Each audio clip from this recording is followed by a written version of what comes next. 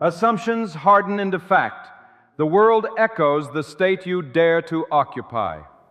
Look around you right now. Every object, every relationship, every circumstance in your life is not random.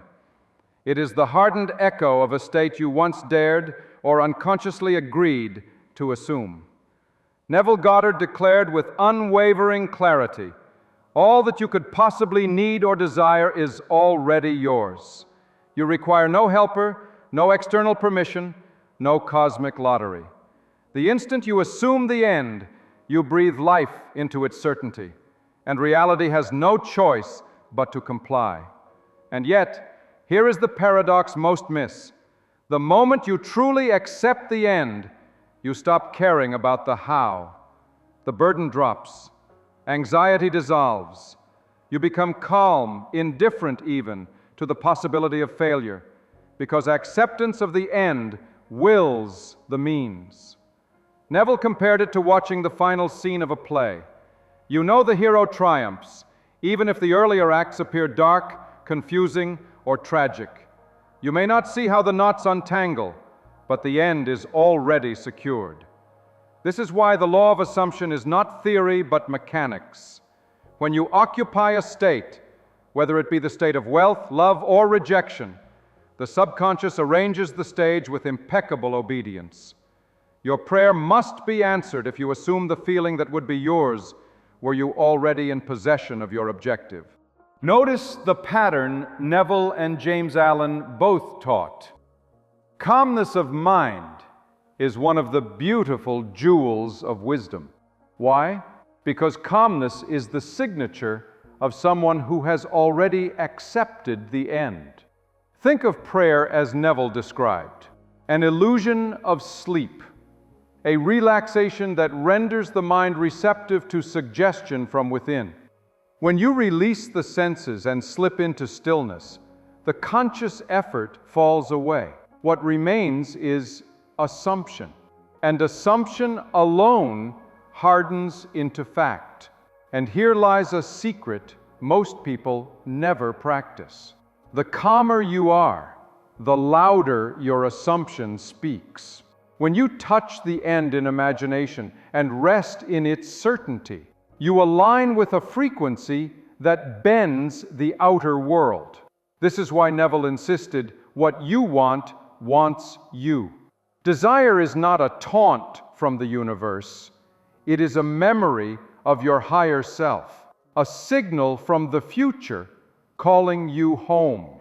The business you long for, the love you ache for, the peace you crave, all exist in the eternal now. When you say, "I am," you summon it. When you occupy the end with feeling, it begins to occupy you, and soon you notice the world adjusting.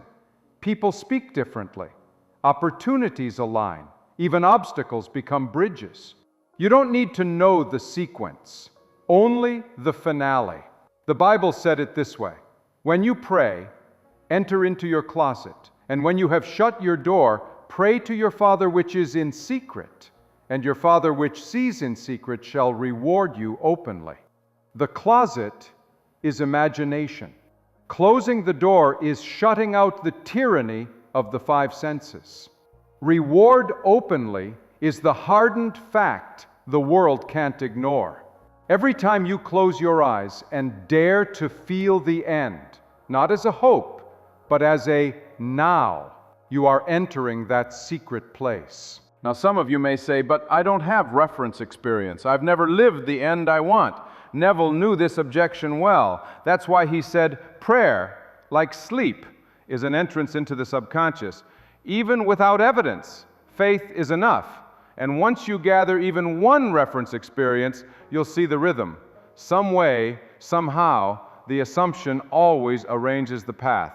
Steve Jobs called it connecting the dots backwards. Neville called it the law. So here is your only task. Assume the end, feel it real, and yield. That's all. You don't have to dictate the plot, only claim the curtain call.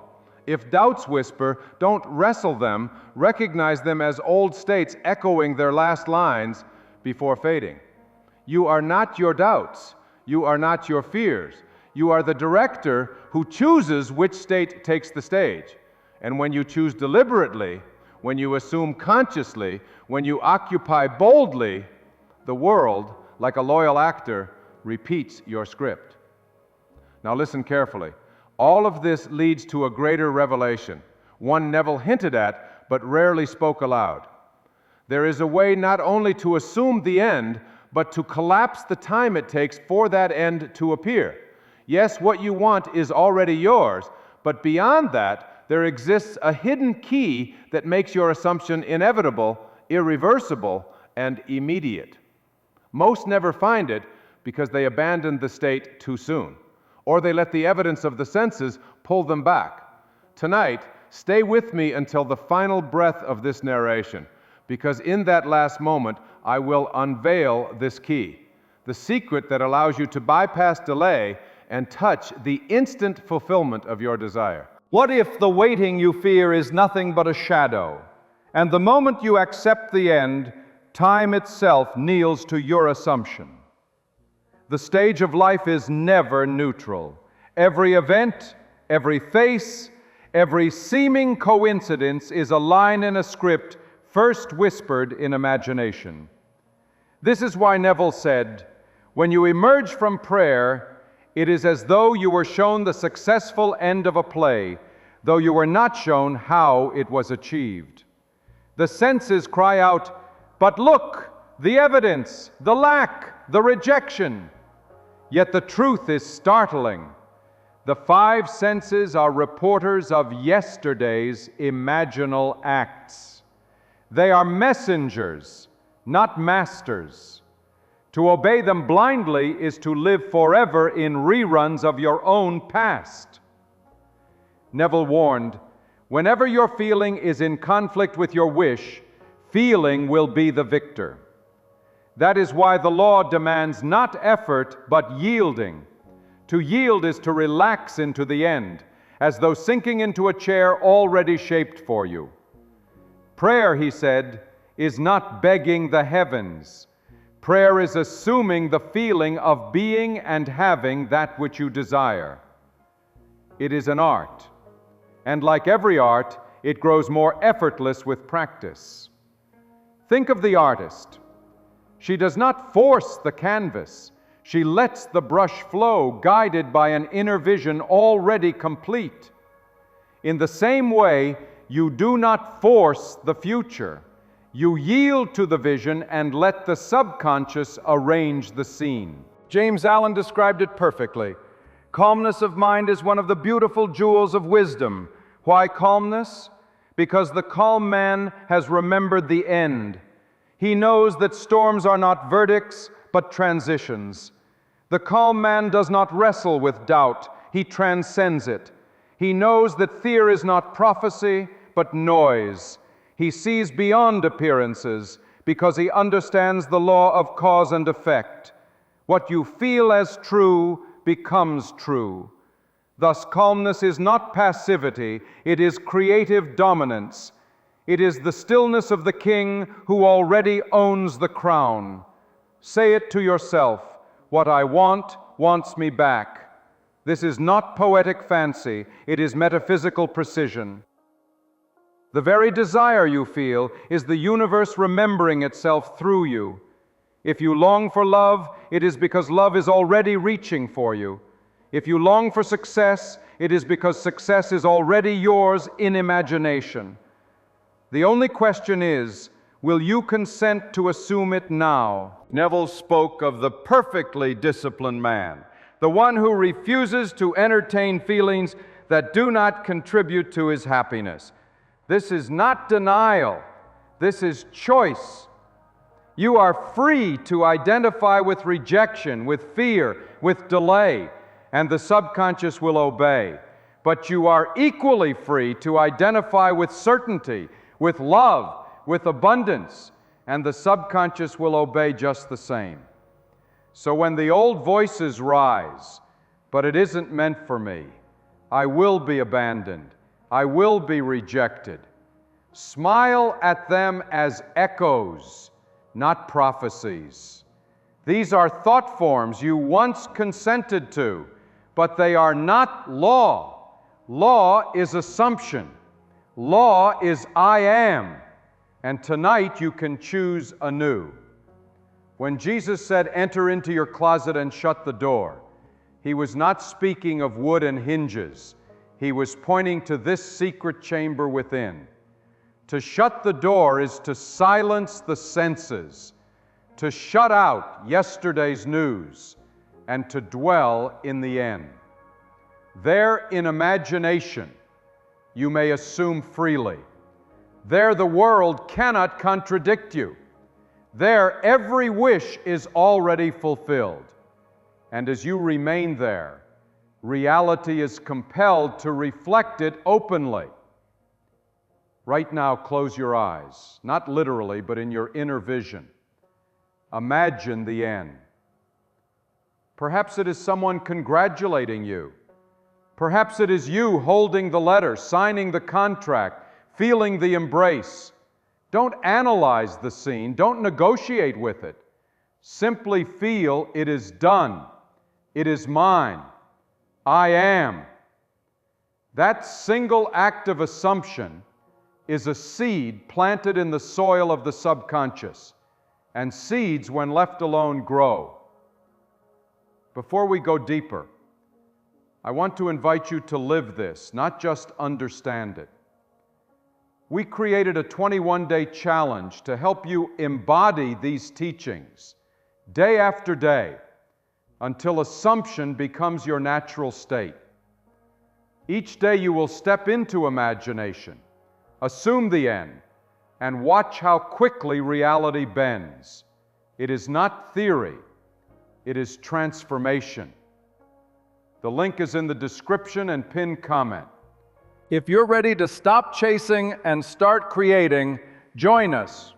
Begin tonight. Now, return with me. Remember, the five senses will always tempt you with their evidence. They will insist, look at the lack, look at the delay. But faith is not sight. Faith is assumption. Faith is seeing the unseen, feeling the unfelt, until the world has no choice but to bow. This is why Neville said, all things exist now. The only question is, which state will you occupy? Which ending will you assume? And here again I remind you of the hidden promise. Beyond all these practices lies a key that most never discover. The secret of collapsing the weight, of stepping into the instant. Remain with me until the end, and you will receive it. What if the delays you fear are not delays at all, but illusions dissolving the moment you rest in the end? There comes a point in this journey when you realize reality itself is not rejecting you. Reality is only reflecting you. Neville Goddard would often say, what you are conscious of being, that you become.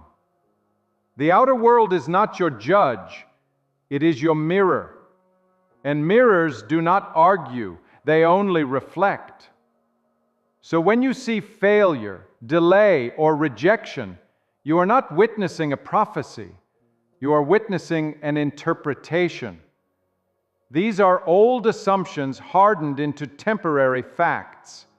But even facts are malleable, for assumption is the only true law. Think of it this way.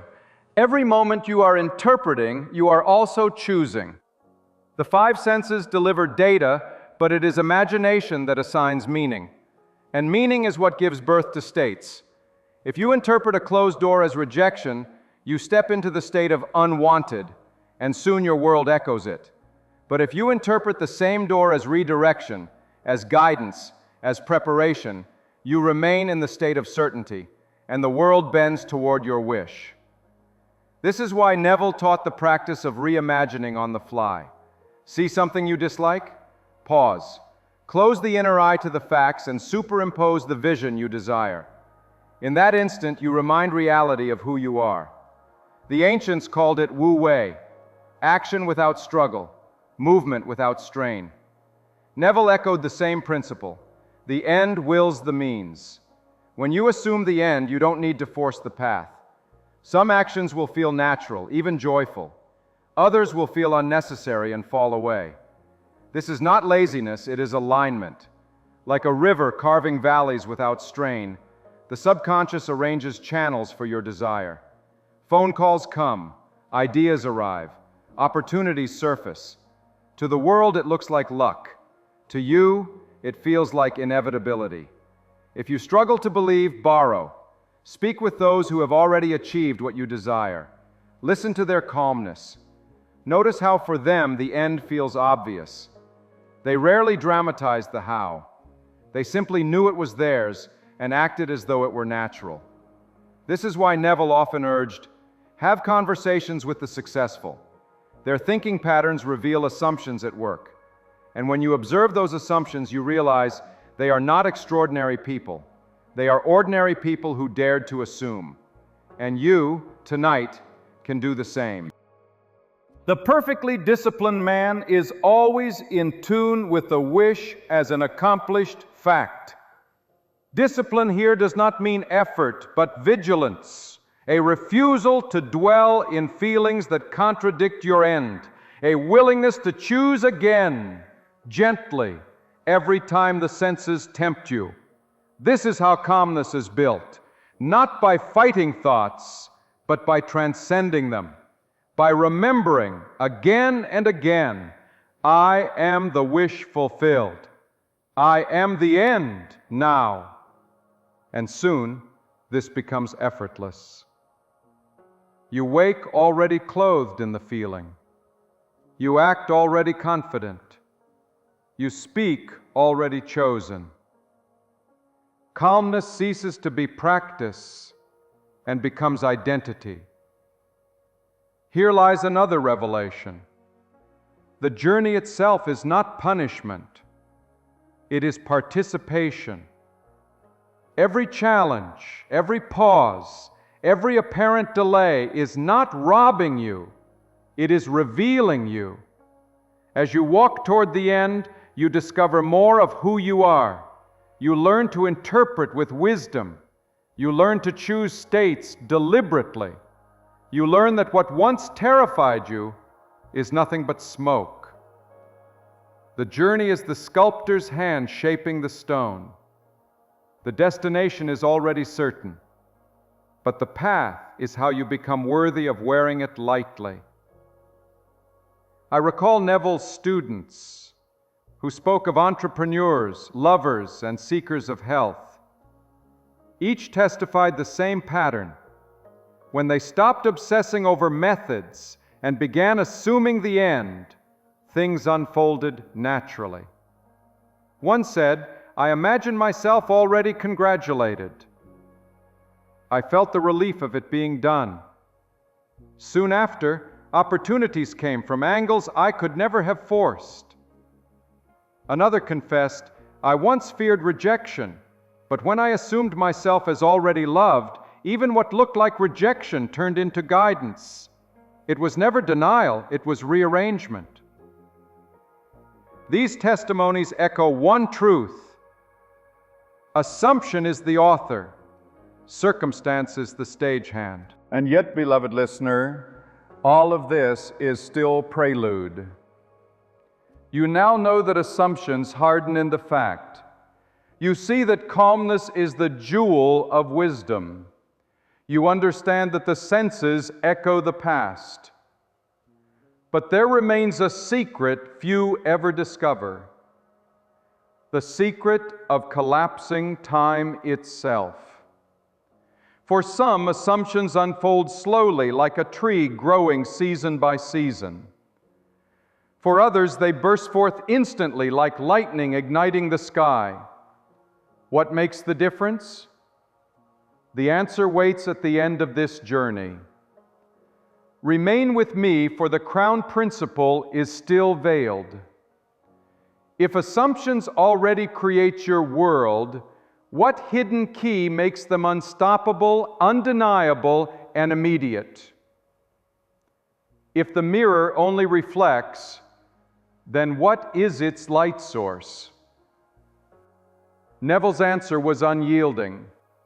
Feeling is the secret. The feeling you permit becomes the future you live. Thought alone is not enough. Repetition without emotion is a hollow echo. It is the feeling, the embodied certainty, that engraves the assumption into the subconscious and hardens it into fact. This is why Neville insisted that prayer is not words, but moods. You do not persuade God with sentences, you persuade yourself with acceptance. You breathe the end until it becomes oxygen. You wear it until it feels natural. In prayer, Neville said, you must yield. Not push, not strain, yield. To yield is to give inner consent, to whisper yes to the vision already prepared for you. This inner consent is quiet but absolute. Like slipping into warm water, you stop resisting and let the state hold you. And in that moment, the subconscious takes over. The means begin to assemble, silently, inevitably. So long as you maintain consent, the outcome is unavoidable. We often imagine feelings as reactions. We feel happy when things go well, anxious when they go poorly. But Neville reversed the order. Feelings are not effects, they are causes. Every outer action, every relationship, every success or failure is the hardened fact of a feeling once entertained. To change your world, you must change your feelings, not superficially but deeply. Ask yourself, what would it feel like if this were already mine? And then live from that feeling, not just in meditation but in movement. Walk as though it is true. Speak as though it is done. Act as though you cannot fail. The undisciplined man wavers between states. One moment he affirms, I am successful. The next he trembles at the evidence of lack. His world becomes a patchwork of contradictions, reflecting his divided heart. But the disciplined man knows reality cannot resist a consistent state. If you remain faithful to one assumption, if you refuse to abandon it for the reports of the senses, the world must eventually conform. This is the discipline Neville spoke of, not rigid willpower, but unwavering imagination. A commitment to remain at the end, no matter what the senses scream. Neville compared prayer to the drowsy moment before sleep. Why? Because in that relaxed state, the mind releases resistance. The senses grow quiet, and the subconscious becomes receptive. This is why he taught the SATS technique, state akin to sleep. In that twilight zone, when the body is still but the mind drifts, you may slip into the end and feel it real. And in that state, the assumption enters the subconscious with unstoppable force. Practice it nightly. As you close your eyes, imagine the congratulation, the success, the embrace. Feel it as fact. Drift into sleep with that feeling, and you will rise into a world reshaping itself to obey. Do you see the thread? Feeling creates. Consent seals. Discipline sustains.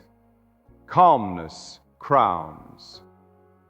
The perfectly disciplined man, Neville said, never entertains a feeling which does not contribute to his happiness. This is not because he is naive, but because he is sovereign. He knows that to dwell in fear is to fertilize it. To dwell in lack is to multiply it. So he dwells only in what he chooses, and the world becomes his chosen echo. And now, we return to the mystery still veiled. You know that assumptions harden into fact. You know that feelings are causes. You know that calmness is wisdom. But have you ever wondered why, for some, manifestation takes years, while for others it appears almost instantly? Why does one person wait while another collapses time? The answer lies in the highest application of these truths, a single principle Neville only hinted at, one that bridges imagination and immediacy. We are close, so very close. Tonight, as you listen, I ask you to prepare, not with anxiety, but with openness. The revelation is not a technique, it is a stance. It is not something you do, it is something you dare. Remain with me, for when we step into the final chamber, I will unveil the crown principle, the secret that makes delay dissolve and makes every assumption inevitable, undeniable, immediate.